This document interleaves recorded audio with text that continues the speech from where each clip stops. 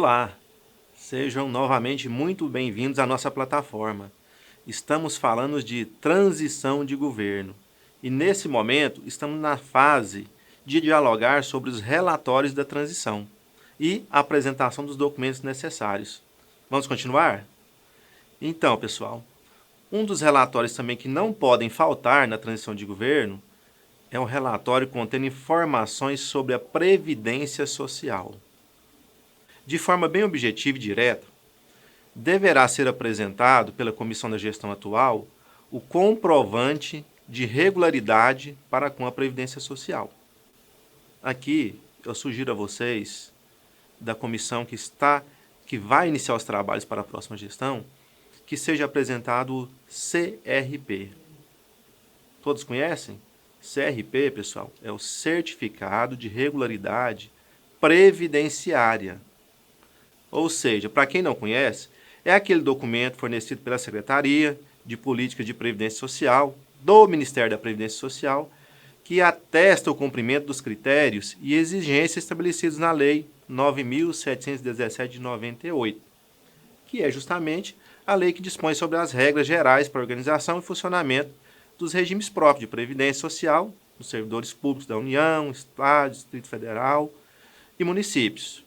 E quando vocês tiverem acesso ao CRP, lembrem-se de verificar o seu conteúdo. Não é só o fato de apresentar o certificado de regularidade previdenciária, está tudo ok. No próprio certificado, que já digo para vocês, é extenso, normalmente ele é entre 1 e 2 folhas, e a letra desse tamaninho, então é interessante que vocês verifiquem o conteúdo. Vai estar ali alinhavado algumas condições que o ente público tem que cumprir para que aquele certificado seja válido. Então, não é só apresentá-lo. Analisem esse certificado, certinho? Também, não se pode deixar de solicitar a comprovação, por meio de documento hábil, é claro, atestando todos os pagamentos previdenciários, seja patronal ou do retido dos servidores. Inclusive, senhores, solicite informações sobre a existência ou não de parcelamentos e, caso tenha, o ato que lhe permitiu. Estão vendo a importância dessa informação? O gestor que vai assumir o órgão público a partir de janeiro, ele tem que ter conhecimento das dívidas existentes e se foi parcelado ou se não, para que ele possa alinhavar os seus projetos dali em diante, já tendo conhecimento que algumas despesas já estão encarceradas ali no órgão público. Tenham informações completas sobre a Previdência Sociais. Isso é muito importante. Aliás, vou abrir aqui um parênteses para dizer algo a vocês. A maioria das ações do novo gestor que entra em relação ao gestor que está saindo ocorre em face da Previdência Social. Por não ter pago, não ter parcelado, deixado alguma dívida. Pessoal, cuidado. Isso pode sair da esfera eleitoral, ir para a esfera civil, ir para a esfera criminal, e o gestor que está saindo pode ter sérios aborrecimentos. E também o gestor que está entrando, se não tomou as providências necessárias e cabíveis para fazer a transição correta. Então fiquem muito atentos, ok? E também é necessária a apresentação de relatórios que contenham todos os programas que aguardam implementação. Implementação aqui, pessoal, no sentido de aguardam um ato do governo, aguardam uma ação. Não é incomum, por exemplo, aos finais de mandato, ter alguns convênios que estão se desdobrando por ali, ao final da gestão. E, de consequência, o gestor não terá condições de executar aquele convênio. Então, às vezes, existe algum ato necessário, inclusive a ser realizado no bojo da própria comissão de transição. Encaminhar um ofício para um órgão estadual, um órgão federal, anuindo um convênio, cumprindo uma diligência. Então, existem vários atos que tem que se tomar providência antes mesmo de assumir a gestão para não correr o risco de perder uma verba de interesse público ou algo parecido. Combinado? Em não raras vezes, vocês vão receber informações também sobre programas interrompidos, até que determinada condição seja satisfeita. Vamos dar um exemplo? Vamos supor, por exemplo, um imóvel doado que aguarda o cumprimento de uma cláusula onerosa. Um convênio que ainda não foi executado, aguardando a aprovação da engenharia ou do órgão concedente, ou ainda do próprio agente financeiro, como a Caixa, etc. Então, vamos ficar atento a essas condições para que a gente não tenha problemas quando iniciar a nova gestão. Não deixe a comunidade perder um recurso que às vezes é de suma importância, de interesse público. Tá bom? Então, aqui, possivelmente vocês irão necessitar manter um contato frequente com a Secretaria de Finanças, de Administração e também com o responsável pela gestão dos convênios e contratos ajustados. Se o próprio secretário não tiver tempo ou condições de prestar as informações junto à comissão, que ele possa designar alguém, algum representante que tenha conhecimento de tudo o que se passa na administração, para que possa fornecer à comissão de transição todos os elementos necessários. Ok? E também, não deixe de solicitar que seja apresentado um relatório com todas as ações que requeiram providências ou decisões administrativas nos últimos 100 dias de governo. Não deixem de solicitar. É claro, às vezes você vai estar assistindo esse vídeo aqui, falta 30 dias para acabar o ano, falta 15, né? Mas, se já passou, fica aí de exemplo para os próximos governos, tá bom? E também não se pode deixar de apresentar um relatório de dívidas do ente público. Isso é muito importante. A dívida, pessoal, é do ente público, lógico. Pode ser que um ex-gestor entenda que o gestor anterior praticou um ato incorreto, ilegal, e adentre com a ação cabível para que possa responsabilizar por determinada dívida ou ato ilegal. É lógico que isso pode apresentar, mas, em tese, inicialmente, a dívida é do ente público. Então, a virada do ano, a passagem de um gestor para o outro, não vai deixar de existir a dívida. Ok? Então, solicitem todas as informações junto à Secretaria de Finanças, junto à comissão, que está ali para apresentar os documentos necessários, todas as informações das dívidas existentes, inclusive precatórios, caso haja. E para finalizar, eu digo aqui, ó, já puxo o gancho para vocês que nós conversamos lá atrás. Eu não expus aqui a quantidade finita de relatórios. Eu estou expondo para vocês os principais. Por óbvio, cada gestão vai sentar, conversar com a comissão, tanto de quem está entrando quanto de quem está saindo, e solicitar tudo aquilo que é de seu interesse, ou considera de interesse público. Okay? E aqui eu só estou pontuando aqueles principais que, a nosso entender, não pode ficar sem seres apresentados. Tá bom? Então, concluo aqui informando que tem que ser solicitado um relatório contendo informações de ordem jurídica, que é uma informação também muito importante e deve ser informada ao novo gestor. O motivo não precisa nem explicar. Todos sabem que os atos jurídicos dependem de tempo. À medida que o município é intimado, é citado para promover um ato jurídico, ele tem um prazo para isso.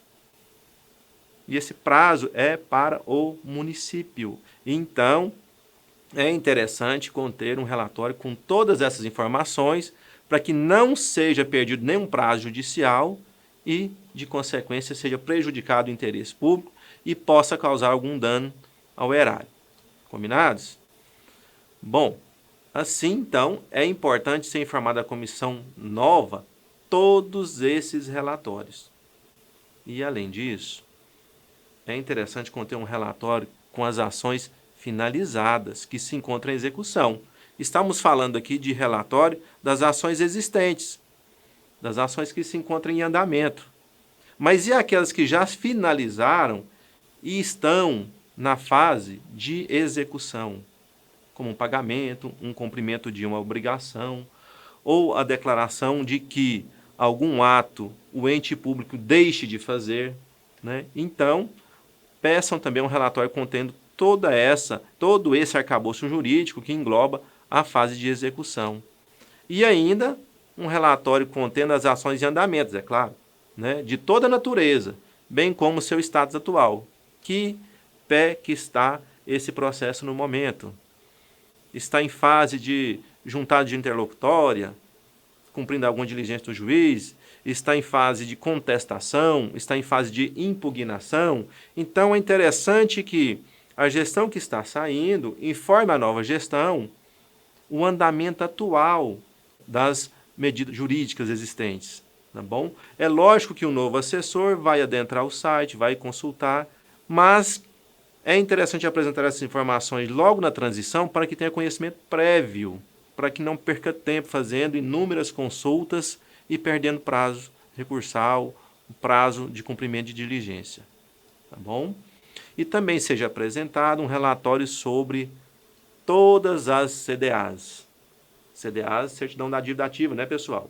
Emitidas e bem como aquelas em andamentos. Solicite esse relatório. E ainda, de ordem jurídica, informações administrativas. Aquelas que estão em andamento e dependem do departamento jurídico para realizar algum ato. Certinho?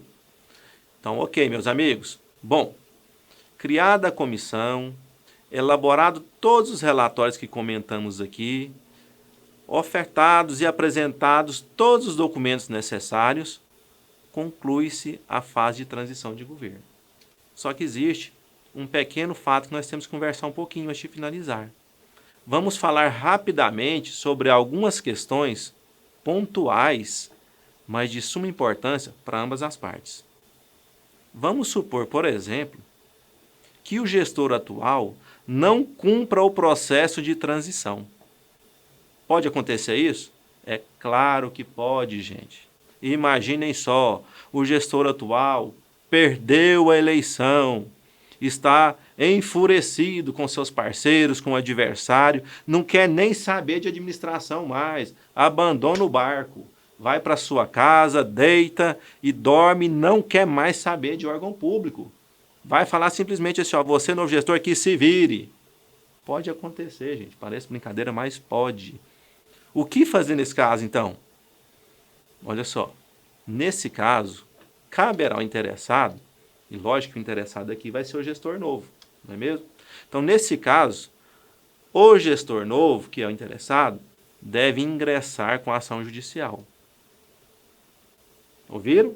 Deve ingressar com a ação judicial contra a gestão. E ainda sugiro que nesse pedido judicial, que se executa o processo de transição, se apresente os documentos necessários, se faça um pedido de tutela antecipada, para fazer com que o atual gestor cumpra a obrigação de prestar as informações, entregar os documentos necessários à continuidade do serviço público. Certo? E, se necessário, a propositura dessa demanda judicial, eu sugiro ainda que no pedido de tutela antecipada, os senhores façam um pedido de intimação do gestor atual, e não só dele, de todos os membros que compõem a comissão do gestor a ser sucedido, sob pena de busca e apreensão. E ainda, senhores, sem prejuízo da responsabilidade civil e criminal. Ok? Então é um ponto importante. Pode ser que o gestor não queira executar o processo de transição. Aí, essa é a medida cabível. Ok? E o que caracteriza a ofensa à transição de governo? O gestor não quis fazê-la. A gente já falou que pode o interessado ingressar com a ação cabível. Mas o que caracteriza para ele, gestor, que não quis fazer o processo de transição? Amigos, a ofensa às normas de transição caracteriza improbidade administrativa. Improbidade administrativa, conforme prevê o artigo 11 da Lei 8.429 de 92. Vamos ler o artigo? Eu vou ler aqui para vocês, em casa vocês consultem com maior tempo. Artigo 11. Constitui ato de improbidade administrativa que atenta contra os princípios da administração pública qualquer ação ou omissão que viole os deveres de honestidade, imparcialidade, legalidade e lealdade às instituições. Viram só? Depois vocês podem ler mais direitinho, tanto o artigo quanto os seus posteriores. Então, se descumprido o processo de transição, o interessado também poderá, além da propositura da ação judicial, incitar o Ministério Público como fiscal da lei para intervir no interesse público e ainda evitar o chamado desmonte. Olha só o nome que eu falei, pessoal. Desmonte. Às vezes, o gestor que sai, que perdeu as eleições, inconformado, começa a dilapidar o poder público. Dilapidar de que forma? Começa a sumir com documentos, sumir num termo coloquial, né, pessoal? Começa a desfazer-se de documentos, começa a vender bens, começa a demitir pessoas, começa a desfazer. Além de desfazer, ainda tem que ter o ato de omissão. Ele passa a não mais cuidar da limpeza pública, passa a não cuidar do transporte, passa a não cuidar da assistência social, ou seja, ele para toda a máquina pública. Então isso é o que eu estou chamando aqui de desmonte. Inclusive, só para conhecimento de vocês, o Ministério Público ele poderá deflagrar operações antes mesmo do período de transição, justamente para evitar que o gestor atual trave toda a máquina pública. Pare com a saúde, com a educação, com a assistência social, com o transporte e ainda comece a se desfazer de todos os bens públicos. Aqui a gente poderia até entender assim, olha, deve estar vendendo, deve estar fazendo isso, deve estar fazendo aquilo para pagar dívidas existentes.